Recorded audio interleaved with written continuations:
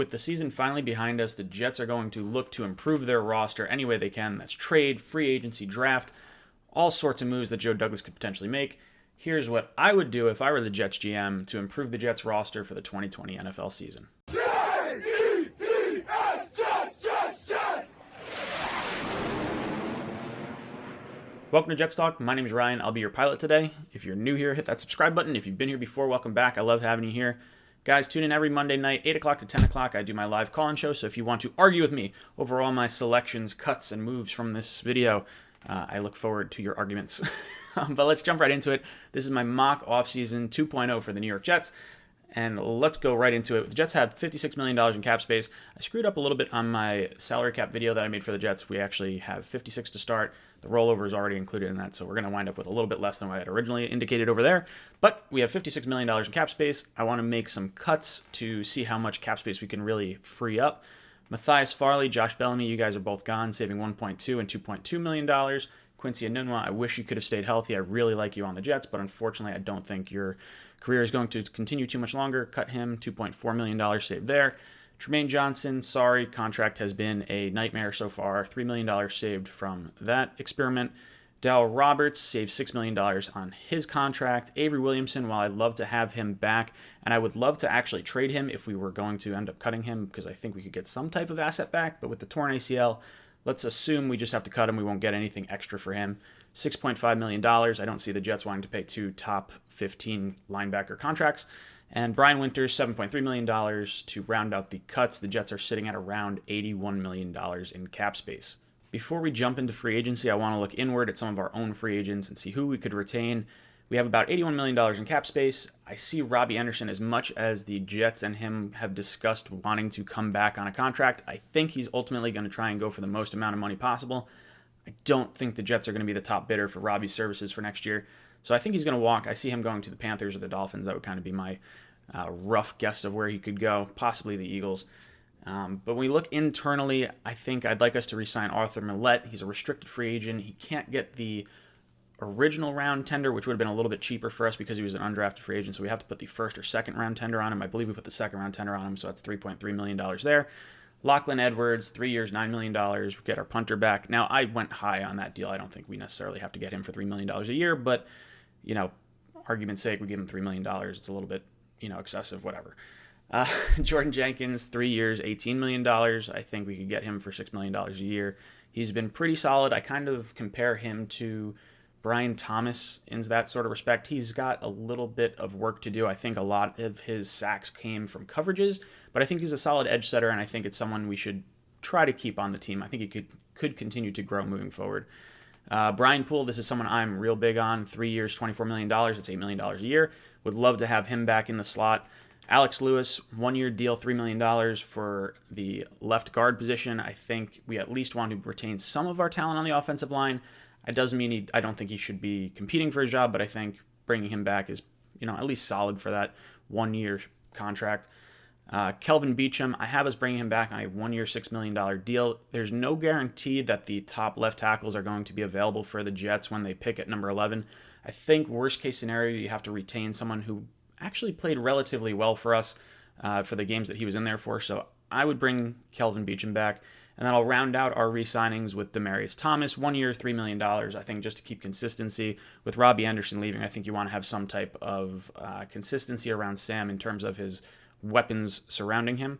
So that makes the Jets come to $49 million in cap space heading into free agency. Now, the whole approach that I've taken to free agency for the New York Jets is I want to surround Sam with the best possible offensive line. I don't want to go into the draft hoping to get offensive linemen. I really want to just go out there, get the best guys we can get, protect our quarterback, our top investment of our franchise moving forward.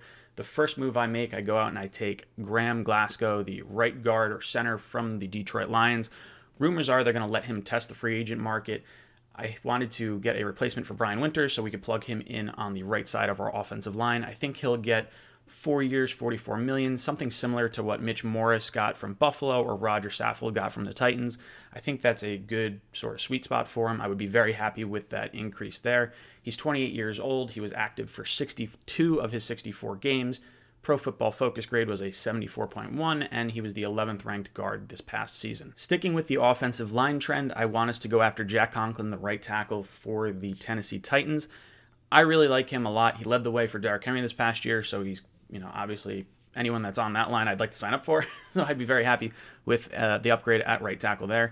The Titans decided to not exercise his fifth-year option because he had a little bit of injury issues, so I think he's going to want to test the open market, especially with the Titans rumored to be in the bidding for Tom Brady, for Derrick Henry, possibly Ryan Tannehill if they don't get Brady. They're going to have their hands full trying to re-sign some of their guys, so maybe Jack Conklin shakes free here. He wants to test the market. I give him the same deal that Trent Brown got, 4 years, $66 million, 26 years old. He was healthy and active for 57 of 64 games. Pro Football Focus rating was an 80.5, and he was the 9th overall tackle in terms of grading. As far as free agency goes, I think that's pretty much all I want the Jets to do. I would really like us to go after maybe Ndakwe or some of the edge rushers that could potentially be hitting the market. Dante Fowler's a name you could look for. And I wouldn't have a problem with that if we can't get one of these offensive linemen. Definitely go that direction. But ideally, we get the offensive line and look towards edge in the draft. So this gives the Jets $21.5 million in cap space heading into the draft and the rest of the offseason. Now, before we head into the draft, I do think the Jets are going to re-sign Jamal Adams with the money that we have left. We give him 5 years, $75 million. That's $15 million a year with $45 million guaranteed. That increases his signing or his salary from this season from $7 million up to $15 million. So our cap space doesn't really shrink all that much for this one deal, at least for this season. And I really like this move. I want to keep Jamal Adams here long term. I think this deal is very easy to get done as long as he's cool with getting the highest paid safety contract and it being within reason. I think this deal should get done very quickly. We kind of based this deal off the Eddie Jackson and the Landon Collins deals where they both received 4-year and 6-year deals. So I took the average annual salary, increased it from the Eddie Jackson year, and gave him the same guaranteed money that Landon Collins got. So I kind of did a hybrid of those two deals. But Jets have $13.6 million heading into the draft. What are the top areas of concerns for the New York Jets? With this offseason, I have wide receiver, left tackle, center, cornerback, and edge as the main areas of focus for the Jets heading into the draft. As far as our draft picks go, we have a first, second, 2 third-round picks, a 4th-round pick, 5th, and 6th-round picks. So let's look at the draft. Let's see how the board could potentially fall to us. At number 1 overall, I have the Bengals selecting Joe Burrow, the quarterback out of LSU. They get their future franchise quarterback. Number 2, the Redskins are going to take Chase Young, the defensive end out of Ohio State. Absolute freak of an athlete there. I think they would be silly to pass on him. With the 3rd and 4th picks, it gets a little bit tricky because I think both these teams could ultimately trade out of their picks, but let's say they keep their picks. Anyway, they stay at the 3rd and 4th pick. The Lions are going to take Okudah, the cornerback out of Ohio State. And the Giants are going to take Thomas, the tackle out of Georgia. Now, I think the Giants really want to get a defensive player, so I think trading down makes sense for them. They could target maybe Simmons, the linebacker out of Clemson. I think that's an option for them, but let's say they stay put. Those are the guys they take. At number 5, Miami is going to take a quarterback, whether that's Tua or Herbert. Have at it however which way you want. The Chargers, same sort of deal. Tua or Herbert will be their quarterback of the future with Rivers moving on and moving to Florida, so I think those are kind of locks in terms of position battles there. The Panthers, I have taking Simmons, the linebacker from Clemson. I think replacing Luke Kuechly could be a nice, chip right off the bat. Hopefully eases that transition in Carolina. At number 8, I have the Cardinals selecting Jedrick Wills, the offensive tackle from Alabama. I think they want to help protect Kyler Murray. You could argue they could take Jerry Jeudy or CeeDee Lamb, who played with Kyler Murray in Oklahoma, in this selection. But I think offensive line is key here. I think they're going to try and protect him moving forward. So O-line is the pick here. In terms of the Jaguars, I think Fletcher Cox could be a cap cut for them with them being so close to the salary cap. They're actually over the salary cap right now. So Jedrick Brown, I think, could be the DN tackle to replace Fletcher Cox in Jacksonville. Then with the Browns sitting at number 10, I think they take the other offensive tackle, Wirfs. I think they want to protect Baker Mayfield as well, and offensive line for them will be key. Now that the board has fallen to the Jets at number 11, it kind of fell a very odd way. I wanted to go offensive tackle, I think, with this pick. And with the Jets looking at Jerry Jeudy and CeeDee Lamb, you have to make your decision which wide receiver you could take. There's really not a wrong answer here, but I personally really like CeeDee Lamb a lot. I think he is a DeAndre Hopkins style wide receiver. He's 6'3", 195 pounds.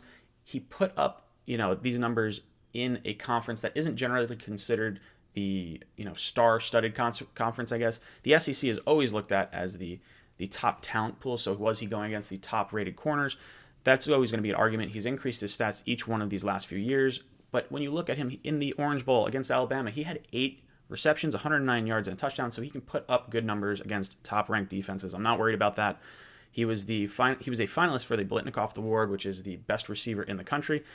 I am very proud of CeeDee Lamb. I would be pumped if we got him at number 11. I would be so excited. It's the first number 1 wide receiver that the Jets have had, since Keyshawn Johnson. I guess Brandon Marshall for a year, but we haven't had a young offensive weapon like this in a really long time. You pair him with Sam Darnold, and they could grow for the next few years. In the second round, I have the Jets taking Tyler BIADASZ, the center from Wisconsin. He's 6'3", 316 pounds. He is the farm boy. You want to get these farm boys on the offensive line. They're used to pushing stuff around. His family heritage or family work line, I guess, is dairy and alfalfa farmers. So I think this guy's going from tipping cows to tipping over defensive linemen, and we can road grade our way to success with him at the center position. He was a unanimous All-American in 2019. The Jets finally get that center to replace Nick Mangold. Jets upgrade their offensive line across the board this offseason. I'm all for it. For the next pick, I have the Jets actually trading up. I have us using the Giants' 3rd round pick, which I believe is the 2nd pick in the 3rd round, and the 5th round pick for the Jets. And we move up and we select an edge rusher at the tail end of the 2nd round, Julian OKWARA. The edge from Notre Dame, 6'4", 248 pounds. His sacks have increased each year that he has been in college. He's increased each one of those seasons, so I think he can continue to improve. For a 2nd round pick, I think the Jets get their edge rusher of the future. They pair him with Jordan Jenkins on either side, and hopefully we are set in the linebacking core. The 3rd round is where I have the Jets addressing their cornerback needs. Kristian Fulton, the cornerback out of LSU, doesn't have a ton of interceptions. It is tough to get interceptions when you're not having the ball thrown your way. There's been a little bit of issues with him. He sat out 18 games due to a tampered drug test. He had to appeal it twice, but ultimately won. I think his draft stock is going to be hurt by that. I think he's a really good corner that's going to fall to this sort of pick because of all the issues that have kind of happened with him. I think he's all right. 6 foot tall, 200 pounds. He was 2nd team All SEC. I think the Jets would like to pair him with Blessed Austin. I'd like to give that a shot. I think it's a good risk to take in the 3rd round here. In the 4th round, I'd like us to try a left tackle solution. Lucas Niang, well, I don't know how to pronounce it. Offensive tackle out of TCU, 6'7", 320 pounds. This guy is huge, absolutely massive. He was recruited by Penn State, Auburn, Georgia, and Miami before ultimately taking on the scholarship opportunity at TCU. He ended his senior season early due to a torn hip labrum. He wanted to get that repaired so it didn't linger on in the future. So I think he could fall a little bit to the 4th round. He played right tackle in college, but with Beachum and Conklin on the offensive line for this year, I think we can afford a little bit of time to let him learn. Him and Edoga can kind of compete for that backup role. Maybe they slide in at guard if they can't ultimately make it as a tackle, but I think this is a good sort of gamble here. I do really like this. In his 3-year span as a starter, he never allowed a sack, was never called for a false start, and only had 2 holding penalties over the course of his collegiate career. So I really think this is a worthwhile gamble for the Jets in the 4th round. We look forward to this. Moving forward, the 5th round, the Jets obviously moved up to get the pick in the 2nd round, so there's no 5th round pick. And with our 6th round pick to round out the draft, I have us taking the kicker, Hot Rod, RODRIGO, Blankenship, the kicker from Georgia, the best kicker coming out in the draft. I think that would be the move I would like the Jets to do. We've had kicking woes for the last few, well, I guess not last few seasons. We had the Pro Bowl kicker 2 years ago. We had kicking issues this last season. Let's get the kicker. Let's figure it out. Let's not deal with this moving forward. Let's recap what we added in this offseason. I have the Jets bringing in 3 new starting offensive linemen with BIADASZ, Glasgow, and Conklin. I think adding Niang as a backup is a good fail-safe as well. I think offensive line needed to be key for this offseason. CeeDee Lamb, top wide receiver for me in this draft. Pair him with Sam. He has that connection moving forward. They can build chemistry. You add Fulton as a cornerback to pair with Blessed Austin and add him in with May and Adams. I think this could be a very strong secondary. OKWARA is a edge rusher to have on the opposite side of Jordan Jenkins, so I think that balances out our linebacking core quite nicely. I would look forward to this moving forward. I think the Jets could be significantly better with this. Let me know what you guys think down below in the comments. And as always, go Jets.